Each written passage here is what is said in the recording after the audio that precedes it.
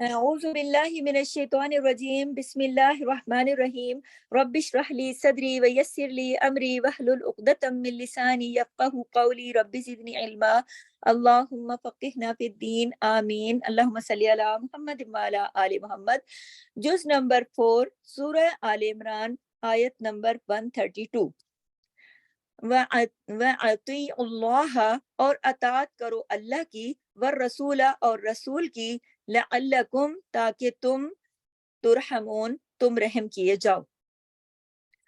تو اللہ اور رسول کی اطاعت کرو لعلکم ترحمون تاکہ تم رحم کیے جاؤ. تو خطاب جو دیکھیں کہ یہ پیچھے سے چلا آ رہا ہے، یہ پیچھے سے یہ باتیں ہو رہی ہیں نا کہ اطاعت کرو تاکہ تم رحم کیے جاؤ. تو اس سے پتہ چلتا ہے کہ جب انسان اللہ اور رسول کی بات مانتا ہے تو پھر وہ اللہ کی رحمت کا مستحق ہوتا ہے. اور اللہ کی رحمت کی سب سے بڑی علامت کیا ہے؟ سب سے بڑی علامت جنت ہے. تو اللہ تعالیٰ نے جیسے کہ جنت کو مخاطب کر کے فرمایا انتی رحمتی ارحبکی من اشاء، تو میری رحمت ہے، تیرے ذریعے میں جس پر چاہوں گا رحمت کروں گا.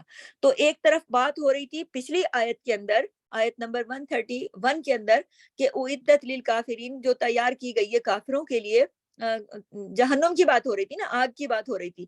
تو ایک طرف آگ کی بات ہوئی اور پھر 132 میں دوسری طرف اطاعت کرنے والوں کو جنت کی خوشخبری دی گئی. تو آپ کو دوبارہ دہرا دوں کہ جب ہم نے پچھلی آیت کی تھی تو اس میں ہم نے آپ کو یہ بتایا تھا 131 میں کہ جو اللہ کے حکموں سے انکار کریں گے، اللہ نے کہا، فرمایا کہ میں نے ان کے لیے آگ تیار کر کے رکھی ہے. کن کے لیے؟ انکار کرنے والوں کے لیے، للکافرین کے لیے تیار ہو چکی ہے. اور آیت نمبر 132 میں اللہ نے کہا جو اطاعت کریں گے اللہ کی اور رسول کی. اللہ اکبر، کتنا اہم پیغام ہے کہ جو اللہ اور رسول کی اطاعت کریں گے ان پر رحم کیا جائے گا، اور کرنے کا حکم دیا اللہ نے، وَأَطِيعُوا اللَّهَ وَالرَّسُولَ، اطاعت کرو. یہ یہاں پر دیکھیں باقاعدہ واضح حکم ہے کہ اطاعت کرو اللہ کی اور رسول کی، لعلکم ترحمون، تاکہ تم پر رحم کیا جائے. اور اللہ کی رحم کیا ہے؟ اللہ کی رحمت. اور رحمت کی سب سے بڑی علامت کیا ہے؟ جنت.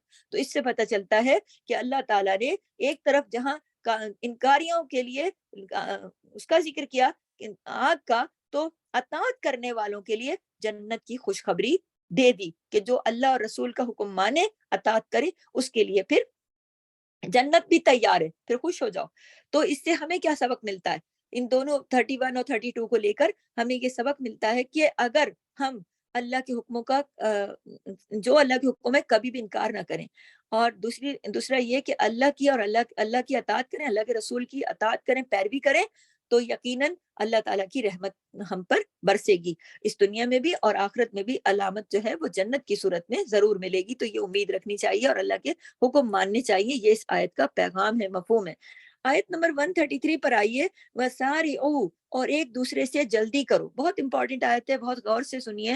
وَسَارِعُوا، اور نوٹ کیجئے، اور ایک دوسرے سے جلدی کرو. کس چیز میں؟ اِلَىٰ مَغْفِرَةٍ، طرف بخشش کے، مِن رَبِّكُمْ، اپنے رب کی طرف. کس کی طرف؟ اپنے رب کی طرف. کیا کرو؟ اپنی مغفرت کی بخشش کی جلدی کرو. اردوہا، چوڑائی ہے جس کی، السماوات، آسمان، والارض، اور زمین، آسمان اور زمین کی جتنی چوڑائی ہے جس کی، اعدت، وہ تیار کی گئی ہے، للمتقین، متقی لوگوں کے لیے. یعنی وسارعوا، جلدی کرو، دوڑ لگا دو. وسارعوا، جلدی کرو، سرعت کہتے ہیں نا رفتار کو، تیزی سے. کس کی طرف دوڑ لگا دو؟ مغفرت کی طرف. من ربکم، تمہارے رب کی طرف سے. اپنے رب سے ڈر کر اس سے معافی مانگو، اس کا مطلب یہ ہے. اور اس میں دیر نہ کرو، جلدی کرو. جلدی کا لفظ آیا باقاعدہ، تو جلدی کا لفظ آ جائے تو اس کا مطلب بنتا ہے کہ آپ نے دیر نہیں کرنی. ٹھیک ہے؟ جو پیچھے کہا نا واتقوا اللہ، اللہ سے ڈرو. تو جو کوئی اللہ سے ڈرتا ہے تو کیا کرتا ہے پھر؟ وہ اللہ سے معافی مانگتا ہے. اور یہاں کیا کہا جا رہا ہے؟ جلدی کرو، معافی مانگنے میں دیر نہ لگانا، انتظار نہ کرنا کہ ہم ابھی تو ایسے چل رہا ہے جیسا چل رہا ہے چلنے دو, ایک وقت آئے گا بوڑھے ہو جائیں گے معافی مانگ لیں گے, یا حج پہ جائیں گے تو معافی مانگ لیں گے, یا بچے بڑے ہو جائیں گے تو مانگ لیں گے, یا پھر یہ مارگیج وغیرہ کا جو سلسلہ یہ ختم ہو جائے گا تب معافی مانگ لیں گے, ایک ہی دفعہ مانگ لیں گے, ابھی تو یہ بہت ساری مجبوریاں ہیں. ارے بھائی کون جانتا ہے کہ کل کیا ہو کیا نہیں, کون ہو اور کون نہ ہو. اور آپ دیکھیں اور سمجھیں اس بات کو کہ ہدایت تو اللہ کی طرف سے ملتی ہے نا, معافی کی توفیق بھی اللہ دیتا ہے. اور یہاں پر اللہ تعالیٰ فرما رہے ہیں وَسَارِعُوا إِلَىٰ مَغْفِرَةٍ, اللہ کی بخشش اور مغفرت کی طرف دوڑ کر لپکو, وَجَنَّةٍ, اور جنت, کیونکہ جنت میں جانے کے لیے کیا ضروری ہے, آپ سوچیں نا کیا ضروری, اللہ کی رضا ضروری ہے. تو اللہ کی رضا حاصل کرنے کے لیے پھر کیا چیز ضروری ہے, مغفرت طلب کرنا, بخشش طلب کرنا.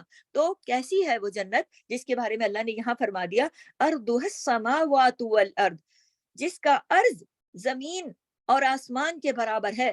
اور کس کے لیے تیار کی گئی ہے, تیار کی گئی ہے اعدت, تیار کی گئی ہے للمتقین, متقیوں کے لیے. تو جیسے پیچھے بتایا گیا نا کہ تیار کی گئی ہے تقوی والوں کے لیے, تو پیچھے جیسے ایک جگہ پہ ہم نے پچھلی والی آیت میں پڑھا نا کہ آگ تیار کی گئی ہے کس کے لیے, اعدت للکافرین, کافروں کے لیے آگ تیار کی گئی ہے. اور پھر یہاں اس آیت میں جنت کی تیاری کے بارے میں بتایا گیا ہے کہ جنت تیار کی گئی ہے. تو کیا پتہ چلا, پتہ چل گیا نا, یقین ہو گیا کہ جنت ہے. جو لوگ انکار کرتے ہیں انہیں یہ آیت بتایا کریں تو پتہ چلتا ہے کہ جنت موجود ہے اور اس کا وجود بھی ہے. اور کس کے لیے تیار کی گئی ہے, متقی لوگوں کے لیے. اللہ تعالیٰ آپ کو, مجھے, ہم سب کو ان متقی لوگوں میں شامل فرمائے, آمین. جب اس طرح کی آیات آتی ہیں تو دعا مانگا کریں.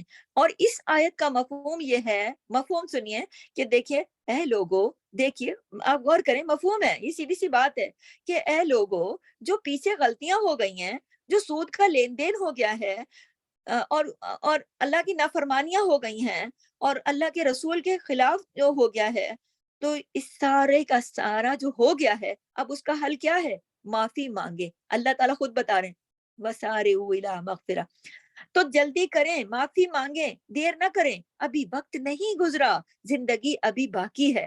تو فوراً پلٹ آؤ اپنے رب کی طرف اور اپنے رب کو راضی کر لو, اپنے رب سے معافی مانگ لو, وہ معاف کرنے والا ہے.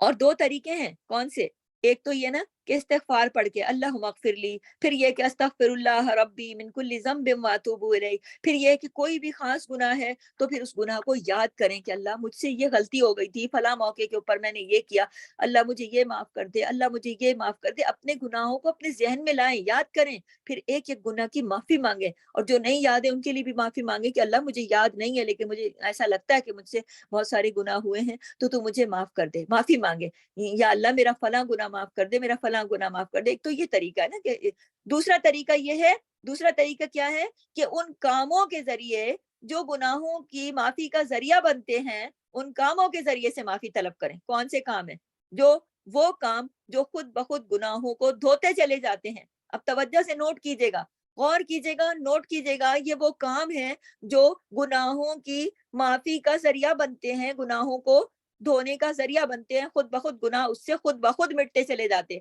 ایک تو میں نے آپ کو طریقہ بتایا نا کہ آپ نے خود استغفار پڑھ پڑھ کے توبہ کر کر کے اللہ سے معافی مانگنی. دوسرا وہ کام کرنے ہیں کہ جن کاموں سے آپ کی گناہ خود بخود لسٹ گھٹتی جائے گی اور گناہ کم ہوتے جائیں گے. نمبر 1, 5 نمازیں گناہوں کا کفارہ کرنے والی ہیں. پھر یہ کہ دیکھیے جمعے سے جمعے تک کے جو گناہ ہیں وہ ہر جمعے کو جب انسان, نمبر 2 ہے, پہلی 5 نمازیں, پھر دوسری جمعے کی نماز کی تاکید کے ساتھ, کیونکہ جمعے کو جب انسان عبادت کرتا ہے, معافی مانگتا ہے, تو ایک جمعے سے دوسرے جمعے تک کے گناہ معاف ہو جاتے ہیں. جب بندہ عجز و انکساری کے ساتھ اللہ سے گڑ گڑاتا ہے اللہ مجھ سے معاف کر دے, تو اس جمعے سے لے کر پچھلے جمعے تک جو گناہ درمیان میں ہوتے ہیں اللہ تعالیٰ معاف کر دیتے ہیں.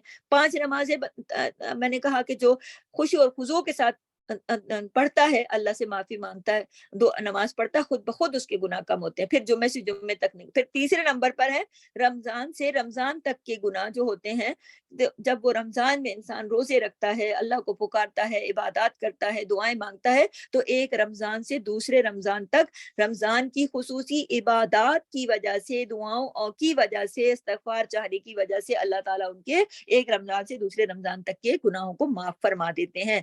फिर नंबर 4 क्या है कि एक उम्रे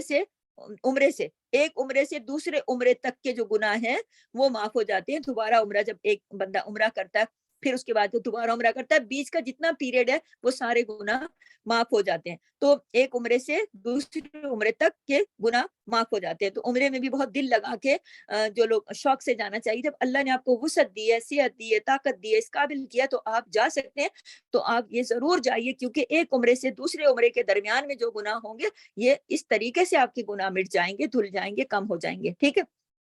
नंबर 5वां काम क्या है कि 5वां काम है हज मबरूर। अल्लाहू अकबर! अल्लाह हम सबको मौका दे कि जिससे 5वां जो काम है हज करना, कि अल्लाह ने इस्तिताअत दी है, ताकत दी है, रुपया दिया, पैसा दिया, सेहत दिया, देर ना करें। बाज़ लोग जाने लगते हैं, कहते हैं शायद हमें बड़ी जल्दी हो। नहीं, बुढ़ापे में क्यों जाएँ? ये तो जवानी की इबादत है, जितना जल्दी जाएँ, ज़िंदगी का क्या पता कल मौका मिले ना मिले। तो जिससे ऐसे गुनाह माफ़ हो जाते हैं। हज तो ऐसी इबादत है कि ऐसे गुनाह माफ़ हो जाते हैं जैसे इंसान अभी माँ के पेट से पैदा हुआ है और उसके ऊपर कोई गुनाह नहीं।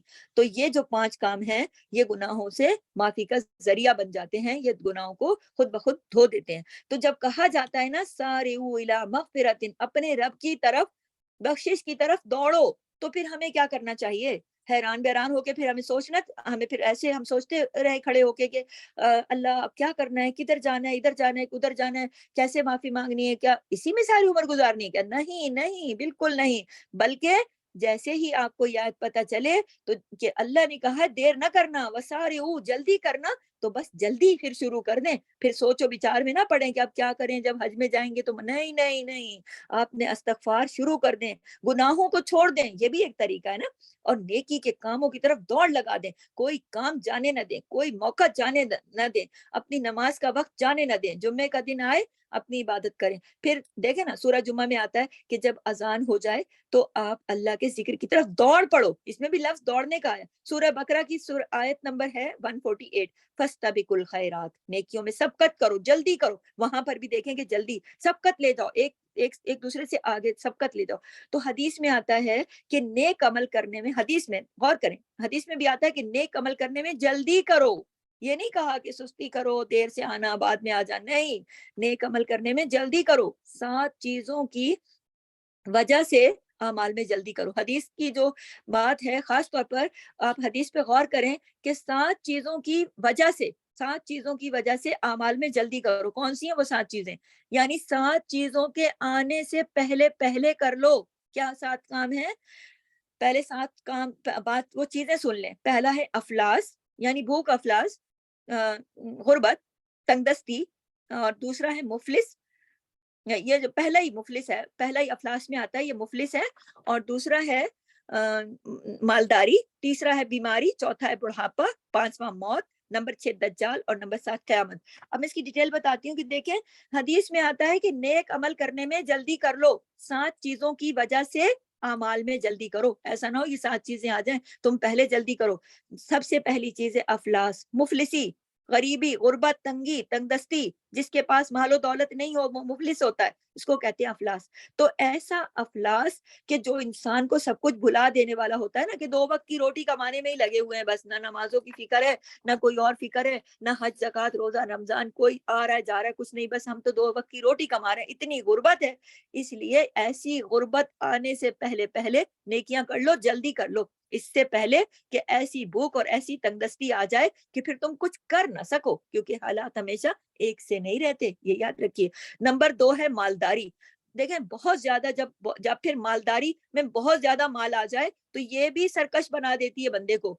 इतना माल आ जाता है कि फिर उस माल के आगे खर्च करने में, लगाने में, बनाने में, संभालने में, समेटने में बंदा मसरूफ हो जाता है। सरकश बना देने वाली मालदारी तुम पर आए, ये हदीस के अल्फाज हैं, तो इससे पहले पहले नेक काम कर लो। تو اس بات سے ایک بات اور پتہ چلتی ہے کہ مالداری انسان کو سرکش بھی بنا دیتی ہے اور دین سے دوری کا سبب بھی ہو جاتا ہے بعض اوقات. تو اللہ تعالیٰ ایسی مالداری کے آنے سے پہلے پہلے حدیث میں آ رہا ہے کہ آپ نیک عمل کر لیں. تیسری چیز ہے بیماری، جو صحت کو بگاڑ دینے والی ہے. جو صحت ہی نہ رہے تو پھر اس لیے بیماری کی آپ کی صحت مندی ہے تو بیماری سے یہ نہ سوچے میں تو ایسے ہی صحت مند ہی رہوں گی ہمیشہ.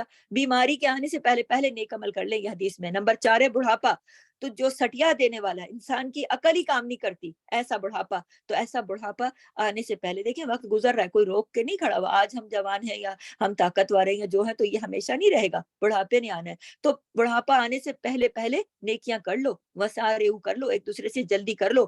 حدیث میں آتا ہے کہ 5ویں چیز ہے موت، جو جلدی آنے والی ہے. ایسا لگتا ہے بڑی دور کی بات ہے، بڑی دیر سے آئے گی، نہیں، کوئی پتہ نہیں موت کب آ جائے. تو جلدی آنے والی چیز ہے، تو اس کے آنے سے پہلے پہلے نیکیاں کر لو. پھر 6ٹھی چیز ہے دجال، جو بدترین چیز ہے. دیکھیں دجال کے فتنے کے بارے میں آپ نے سنا ہوگا، تو اس کے انسان کے لیے نیک اعمال کرنا کتنا مشکل ہو جائے گا. تو اس کے آنے سے پہلے پہلے نیک اعمال کر لو. پھر 7ویں چیز جو حدیث میں ہے وہ ہے قیامت، جو کہ بہت بڑی عظیم ترین مصیبت ہے، بہت تلخ حقیقت ہے. تو اس سے پہلے کہ ان میں سے کوئی چیز آ پڑے تو کیا کرو، اعمال میں، نیک اعمال میں جلدی کر لو. تو گویا جنت کی طرف دوڑ میں کوئی چیز رکاوٹ نہ بنے، ان چیزوں میں سے کوئی چیز رکاوٹ نہ بنے. اور یہ چیزیں جنت کے راستے کی رکاوٹیں ہیں. کون سی؟ افلاس، مالداری، بیماری، بڑھاپا، موت، دجال، قیامت. تو کیونکہ قیامت اگر آ گئی تو پھر کوئی عمل نہیں کر سکتے. ٹھیک ہے، دجال آ گیا تو آ گئی مصیبت، تو موت آ گئی تو پھر کیا کر سکیں گے؟ کچھ نہیں. بڑھاپا آ گیا تو انسان تو ڈھنگ سے پھر کوئی عبادت بھی نہیں کر سکتا. بس سوتے ہوئے لگتا ہے کہ نیند نہیں آتی، اور جب جاگ رہے ہوتے ہیں تو اس وقت بےچارے کمزوری سے گر رہے ہوتے ہیں، ایسا لگتا ہے سو رہے ہیں. بزرگ بےچارے دیکھا نہیں کس حال کو پہنچ جاتے ہیں. کھاتے ہیں، بھوک نہیں لگتی، معدہ ایسا سکڑ جاتا ہے، طاقت نہیں ہوتی، جسم کو کھانا ہی نہیں لگتا، پھر نیند نہیں آتی رات کو. تو پھر ایسے میں کیا عبادت کریں گے؟ جوانی میں کرنی چاہیے نا عبادت. کھانا کھانے لگتے ہیں، بھوک، عقل ان کی بیچاروں کی ہوتے ہوئے بھی، وہ عقل مند لوگ تھے اچھے خاصے، لیکن بڑھاپے کی وجہ سے کم عقل ہو جاتے ہیں. مضبوط بدن والے لوگ تھے جوانی میں، لیکن بڑھاپے نے لاغر کر دیا، کمزور کر دیا. اعصاب بھی کمزور ہو گئے، برداشت بھی کم ہو گئی، اعصاب بھی کمزور ہو گئے. اب اپنے سہارے سے کھڑے نہیں ہو سکتے، کھڑے ہو کے کیسے قیام کریں گے، کیسے روزہ رکھیں گے، کیسے نماز پڑھیں گے. اتنی بیماریاں لگ جاتی ہیں، اتنی دوائیں کھانی ہوتی ہیں، اتنی پرہیزیں چل رہی ہوتی ہیں، کیسے بندہ عبادت کرے گا بڑھاپے میں؟ تو اسی طرح سے جب زیادہ مال آ جاتا ہے تو انسان اپنے مال کے اندر اتنا محو ہو جاتا ہے کہ ظاہر ہے پھر مال خرچ کرنا ہوتا ہے نا، تو عبادت کے لیے وقت ہی نہیں بچتا. جتنا پیسہ زیادہ آتا ہے اتنی پھر وہ اس کو خرچ کرنے کی جگہ زیادہ ہوتی ہے نا. پھر بندے نے گھومنے جانا ہے، پھرنے جانا ہے، فیشن کے کپڑے لینے بازار جانا ہے، یہ کرنا ہے، وہ کرنا ہے. اس کے پاس مال جو ہے تو اس نے خرچ بھی کرنا ہے، پھر اسی مال کو لگا کے آگے کمانے جانا ہے، ادھر جانا ہے، پتہ نہیں کتنی کتنی مصروفیات وہ مال نکال دیتا ہے، دین سے دور کر دیتا ہے. تو ایسی مال، اور پھر ایسی مالداری سے آنے سے پہلے جو سرکشی کر دے، دین سے دور کر دے، تو پھر اس سے بچنا چاہیے اور عبادت کے لیے وقت نکالنا چاہیے. اور جب مال نہیں ہوتا تو بھی صدقہ و خیرات، زکوٰۃ، اچھے اچھے کام بندہ نہیں کر سکتا نا. جس کے پاس بیچارے کے پاس مال نہیں ہوتا، تو مالداری نہیں ہوتی تو ایک الگ مصیبت ہے کہ غریب ہے تو اس کے پاس بھی ٹائم نہیں. وہ کہتا میں کیا کروں، میں کیسے نمازیں پڑھوں، مجھے تو 2 وقت کی روٹی کمانی، میرے تو بچے بھوکے بیٹھے. تو جو غربت، افلاس ہے، یہ بھی بندے کو دور کر دیتا ہے دین سے. تو یہ آنے سے پہلے ڈرتے رہنا چاہیے اللہ سے، اللہ کی عبادت کرنا چاہیے. اور زیادہ مالداری سے بھی اگر وہ اپنے اندر محو کر لے، دیکھیں زیادہ مالداری سبھی کو نہیں خراب کر دیتی، لیکن اگر چانس ہوتا ہے نا تو یہ ساری چیزیں جو ہیں یہ رفتار پر اثر انداز ہوتی ہیں نا. یعنی کہ انسان کی جو نیکیوں کی رفتار ہے اس پر اثر انداز ہوتی ہیں، جو نیکیوں کی طرف دوڑ ہے یہ اس میں مخل ہوتی ہیں. تو جس کے پاس بھی موقع ہے وہ نیک کام کرنے میں ذرا سی بھی دیر نہ کرے، اور اس بات کا انتظار نہ کرے کہ نہیں چلو کل کر لیں گے، ابھی تو بہت جوان ہیں ہم، ابھی تو ہم بہت مصروف ہیں، کوئی بات نہیں، زندگی پڑی ہے، کر لیں گے. ابھی تو ہم عموماً لوگوں کو قرآن کی بھی دعوت دی جاؤ، کہتے ہیں پڑھ لیں گے، کوئی مسئلہ نہیں ہے. تو اللہ تعالیٰ نے کہا وَسَارِعُوا إِلَىٰ مَغْفِرَةٍ، مغفرت کی طرف دوڑو. اور دوڑتا کون ہے؟ جو دوڑتا ہے وہی پہنچتا ہے نا. دوڑتے دوڑتے اس جنت تک جا پہنچو جو اللہ نے تیار کر کے رکھی ہے، جو جنت پہلے سے تیار کر دی گئی ہے، سجائی جا چکی ہے، ہر رمضان میں اور سجائی جاتی ہے، کیونکہ یہ سبقت کرنے والوں کے لیے ہے، یہ دوڑنے والوں کے لیے ہے.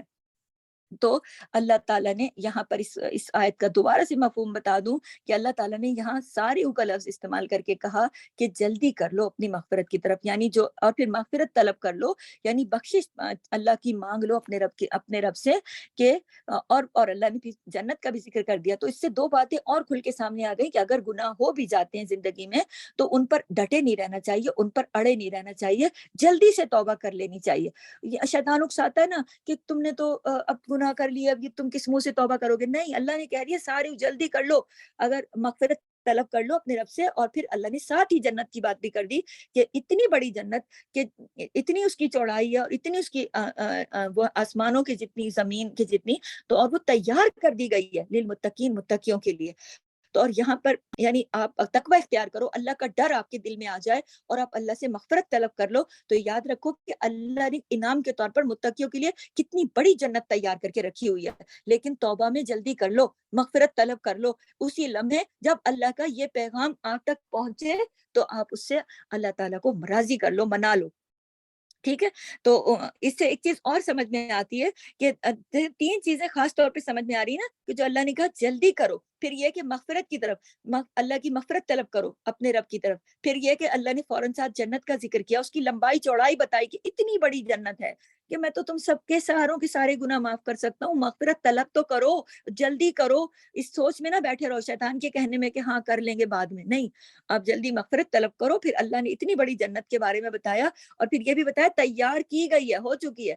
तो और लिल मुत्तकीन का जो लफ्ज़ है, इससे तीसरी बात पता चलती है कि जो लोग मग़फ़िरत तलब करते हैं और अल्लाह के नेक कामों की तरफ दौड़ते हैं, वह सारे जल्दी करते हैं, वो मुत्तकीन हैं। उनके दिल में वो मुत्तकी लोग हैं, तकवा है उनके दिल में, अल्लाह का डर है कि अल्लाह को जल्दी राज़ी कर लो, अल्लाह को नाराज़ रख के ज़िंदगी नहीं गुज़ारनी, तकवा है उनके दिल में।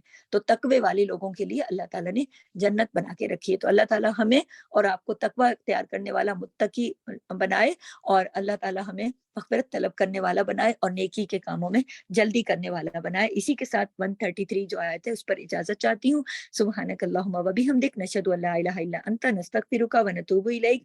अस्सलामु अलैकुम व रहमतुल्लाहि व बरकातुहू। जज़ाकल्लाह खैर।